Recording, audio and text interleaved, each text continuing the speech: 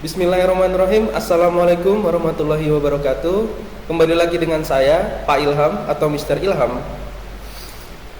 Di pagi hari Kamis yang indah dan cerah ini, semoga kita memiliki kabar yang baik, kabar yang sehat, kabar yang semangat, kabar yang ceria, dan juga kabar yang menyenangkan tentunya. Tidak hanya kalian yang ingin saya doakan, tapi juga keluarga kalian, ibu bapak kalian, adik yang punya adik, ataupun yang punya kakak kalian. Saya ingin mendoakan bahwa semoga keluarga kalian semuanya mendapatkan kesehatan dari Allah Subhanahu wa taala, karena kita masih berada dalam situasi pandemi ini. Di Indonesia sendiri, pandemi ini sudah berjalan sekitar 8 bulan. Kalau sekarang bulan Oktober dan kita hitung pandemi dari bulan Maret, maka sekarang sudah berjalan sekitar 8 bulan. Di masa pandemi ini kita harus ingat tentang yang namanya gerakan 3M. Apa itu 3M? M yang pertama adalah menggunakan masker. M yang kedua adalah mencuci tangan. Sedangkan M yang ketiga adalah menjaga jarak, ya. Jadi menggunakan masker, mencuci tangan dan menjaga jarak ini harus kita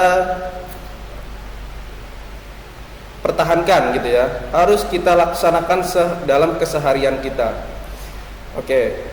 Hari ini tentunya saya tidak hanya ingin mengingatkan kalian tentang bagaimana protokol COVID-19 di tengah masa pandemi ini, tapi juga akan memberikan kalian suatu materi yang ada di dalam BK sendiri, tapi masih tidak jauh dari hubungannya dengan masa pandemi kita kali ini. Ya, hari ini saya ingin membahas kepada kalian semua bagaimana caranya untuk mengisi waktu luang di masa pandemi seperti ini dengan kegiatan-kegiatan yang positif. Oke.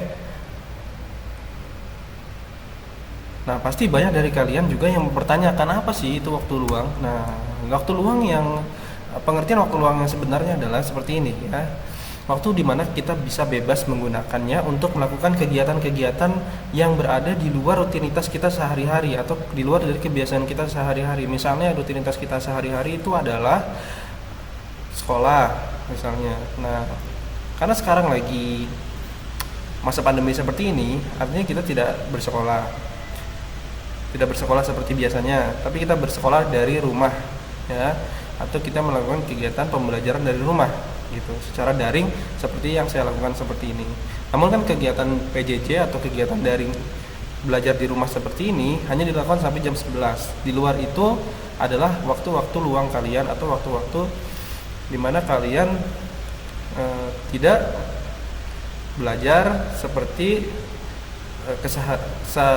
keseharian kalian atau seperti rutinitas kalian sehari-hari gitu ya.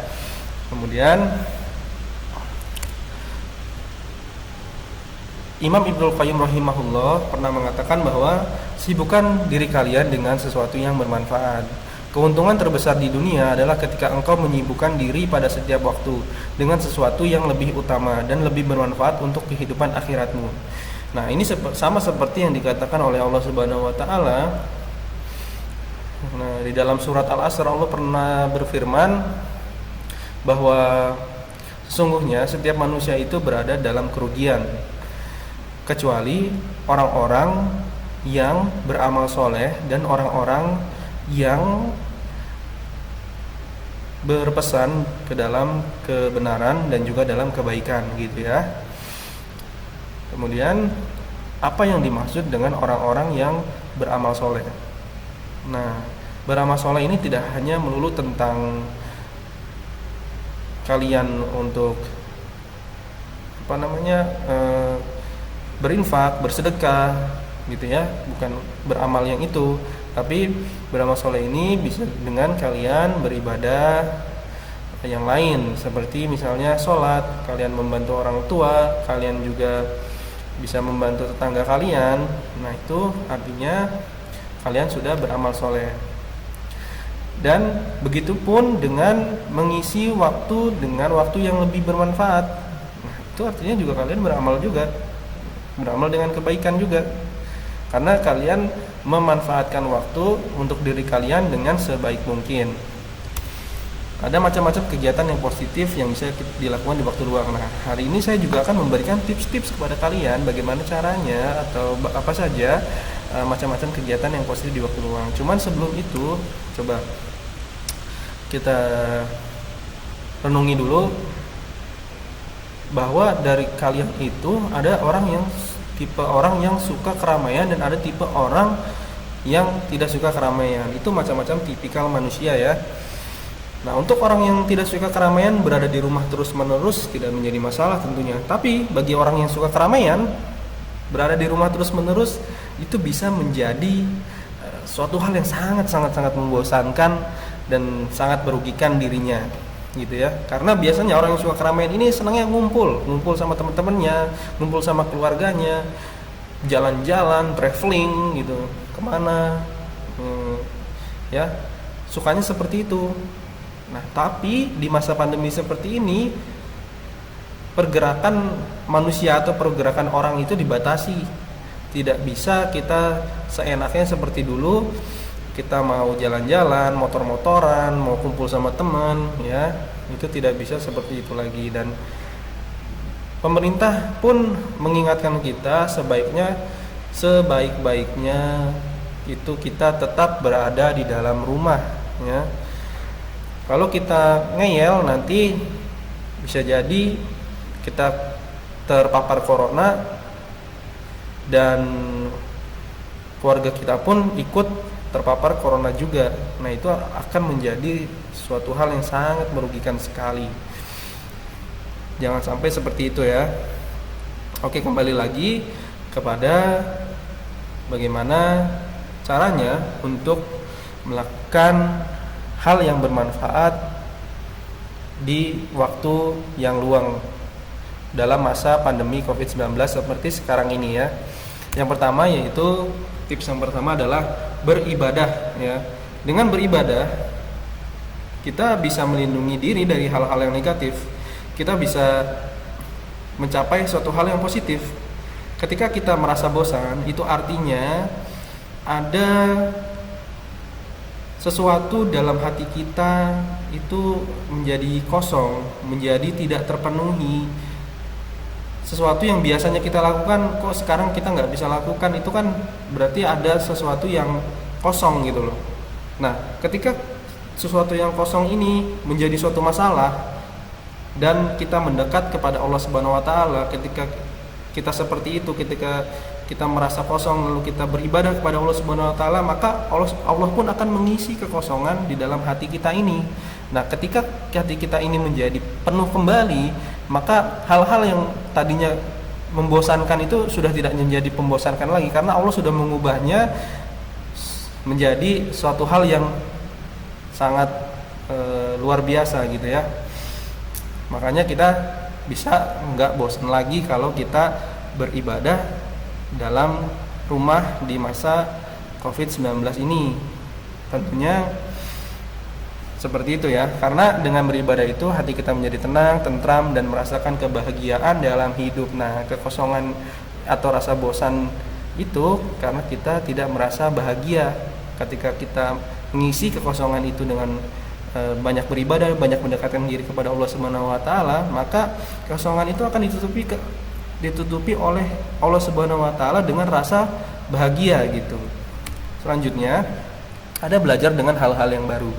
Nah, banyak orang di masa COVID-19 ini mereka belajar tentang hal-hal yang baru. Tentunya kebanyakan belajar hal yang barunya itu di dunia digital gitu lah ya.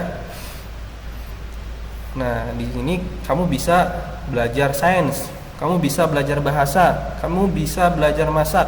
Untuk apa? Untuk menggali bakat kamu, potensi kamu. Apakah kamu memiliki bakat dan potensi untuk masak gitu? Apakah kamu memiliki bakat atau potensi untuk berbahasa asing? Apakah kamu memiliki bakat dan potensi untuk belajar sains misalnya?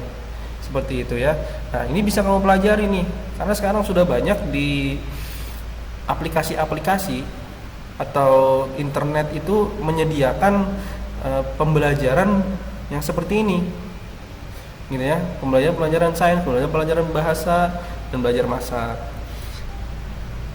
Nah, pasti kalau kita mau belajar dan meningkatkan terus diri kita dalam hal yang baik, hasilnya nanti juga pasti akan baik. Hasilnya juga pasti nanti akan positif, dan itu akan membahagiakan kehidupan kamu nanti di masa yang akan datang atau di masa depan kamu. Nah, terus ada mengeksplorasi kemampuan diri, ya. Percaya atau enggak nih ya, kemampuan kamu itu percaya atau enggak, diri kamu itu punya kemampuan yang lebih banyak dibandingkan dengan diri kamu sekarang ini. Kalau kamu mau mengeksplorasi atau mau mencari potensi dan bakat kamu. Kalau kamu malas untuk mencari bakat dan potensi kamu, kelebihan kamu apa, kekurangan kamu apa, ya kamu akan terus begitu-begitu saja. Karena sepengalaman saya ya, di Islamia ini ketika kita konseling, itu sering ada murid yang saya tanyakan, apa sih kelebihan kamu, apa sih kekurangan kamu? Mereka jawabannya rata-rata tidak mengetahui apa kelebihan dan kekurangannya. Kelebihan dan kekurangannya aja nggak tahu, apalagi potensi dan bakatnya juga mereka nggak tahu juga ketika saya tanya seperti itu. Nah, maka dari itu di masa pandemi seperti ini, sekali lagi, yuk kita gali potensi diri kita, yuk kita gali bakat kita itu apa, yuk kita cari tahu kelebihan kita dan kekurangan kita. Kita merenung bersama-sama dengan cara, ya itu bisa dengan cara merenung, bisa untuk kelebihan kamu apa, kekurangan kamu apa.